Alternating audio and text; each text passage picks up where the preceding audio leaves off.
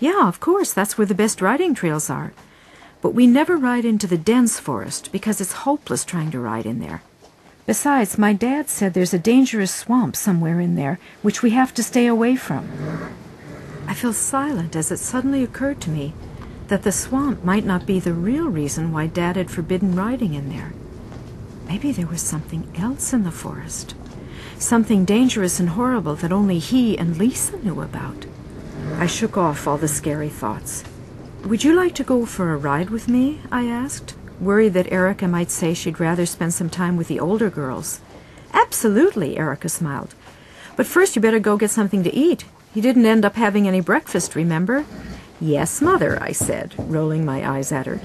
"But only if you come too and keep me company. I couldn't stand another solo encounter with those two jackals." "You got it," Erica said. I closed the door to Happy's stall, throwing one last glance at my beautiful pony.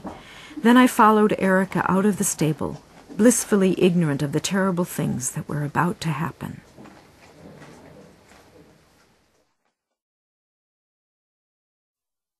A pony in danger. "Happy's gone!" I stared in disbelief at the empty stall. "But how did he get out? I know I closed the door to his stall before we went in to eat." "I know you did." Erica looked all around the stable, and the stable door was closed, so even if he had got out of his stall, he should still be here. Somebody must have let him out. Maybe your dad took him out to the pasture, do you think? I shook my head. No, he wouldn't do that. He knew we were going for a ride. Rodney's gone too, Erica commented. But it looks as if all the other horses are here. So if Katelyn didn't ride out alone... She didn't say any more. She didn't have to either. I ran into the saddle room, and sure enough, Happy's saddle and bridle were gone. I felt my head get hot with rage. Jessica had taken Happy. "This time she's gone too far," I screamed, tears rushing to my eyes. I'd really looked forward to a ride with Erica, and now it was all ruined. That rude, insufferable girl had run off with Happy while I was inside eating, and Katelyn had let her do it. I would never forgive her. "Wait here," I shouted to Erica. I turned on my heels and ran back to the house. Dad was on the phone when I got there. When he saw me, he ended the conversation. But I did catch enough to know that he was talking to Lisa and that there was something wrong with Dino. I heard Dad say something like, "The spark has gone out of him," before he hung up. But right then I was too upset to care about the poor dog. Hurriedly I told Dad what had happened. I expected him to suggest that we ride out together to find Happy and yell at Jessica, but he didn't. "I understand you're angry," he said. "I'm angry too, and you can rest assured that I'll have a talk with those two when they get back." He gave a sigh of frustration. "I don't understand what's going on with Katelyn these days. She's definitely changed since she made friends with that Jessica, but I never thought she'd pull a mean trick like this." "But why can't you come with me?" I asked. Dad put up a hand to stop me. "I'm sorry, sweetheart, but I can't right now. There's something very important I have to do. And you can relax. Katelyn won't let anything happen to Happy. Jessica may be rude and obnoxious, but she is good with horses, I'll give her that. So don't worry. Happy will come home unharmed." I wished I could believe that, but I had this horrible premonition, as if I knew that Happy was in danger, and that I would be too late.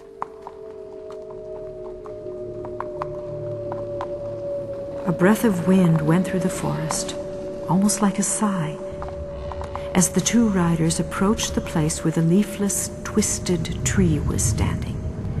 The tree was vibrating as if waiting impatiently for something. And a twig in the middle of the trunk opened, like an eye blinking. Soon they'll be here, and with a little luck, if they just come near enough. There was an oppressive atmosphere of doom and anticipation over the landscape, as the sound of the girls' voices indicated they were approaching.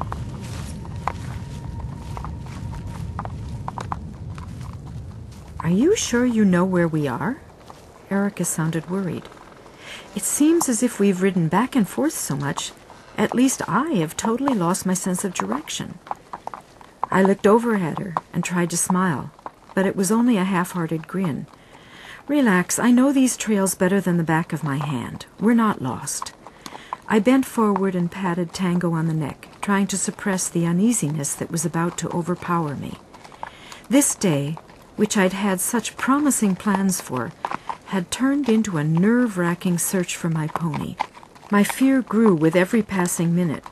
It was thanks to Erica that I didn't totally give in to the growing panic. She had kept a cool head, talking about this and that in an attempt to distract me and keep me from worrying too much about Happy. I'm sure she must have thought I was overreacting just a little, but she didn't say anything about it, and I was grateful for that. It was impossible for me to explain my strong feeling of foreboding and why I was so sure that something horrible was about to happen to my horse. Erica had chosen to ride Tinto again, even though Dad had said she could take a younger horse if she wanted to. I looked at the elderly horse, walking calmly and contentedly along the trail. "He's still a beautiful horse, isn't he?" I said, mostly for the sake of saying something. To my surprise, I felt a sudden lump in my throat at the realization that he would be reaching the end of his life in a few years. "He sure is. I like Tinto," said Erica, scratching his mane. "He's a wonderful disposition, and he's a really good riding horse. And he seems as spunky as any of 'em. I never would have guessed that he's almost 20 years old." "I guess it's the same for horses as it is for humans," I said pensively.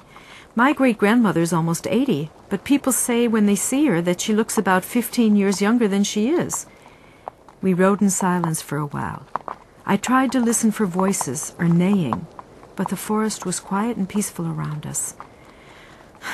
This was actually a pretty hopeless quest. Jessica and Katelyn could be anywhere. "Oh, this place I recognize," Erica suddenly exclaimed. "Over there is where Lisa came out on the trail, right?" I nodded and felt an unpleasant chill crawl down my spine. The premonition of horror was suddenly unbearable, and for a moment it felt like the entire forest was holding its breath. And then the nightmare began.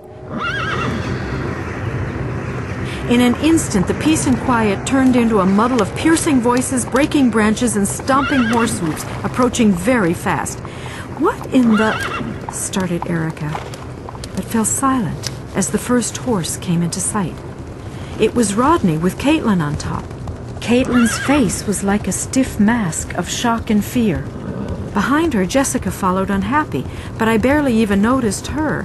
My gaze was locked on my pony. Happy looked as if he'd run through all the brush in the forest. Twigs and leaves caught in his mane. A branch was stuck straight out from the saddle where it had gotten caught and broken as he stormed through the thicket. But the thing that scared me the most were his eyes. I had expected to see panic out of them, because if Katelyn was scared stiff, then the horses must be even more so. But that was not the case. Happy's beautiful, dark eyes had no expression at all. It was like looking through the windows of an empty house.